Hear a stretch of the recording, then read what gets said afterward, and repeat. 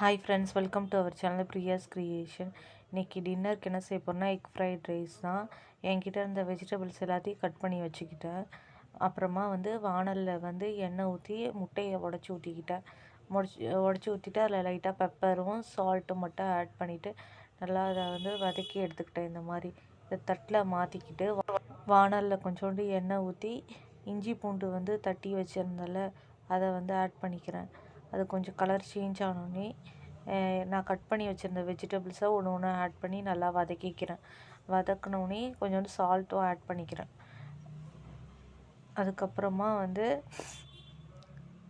என்கிட்ட இருக்க மசாலா பெப்பரு, மஞ்சத்தூள், மிளகாத்தூள் இது கொஞ்சம் போட்டு அந்த பச்சை வாசனை போனோடனே அதில் கொஞ்சோண்டு ஒயிட் ரைஸ் கொஞ்சம் கொஞ்சமாக ஆட் பண்ணி கலந்துக்கிறேன்.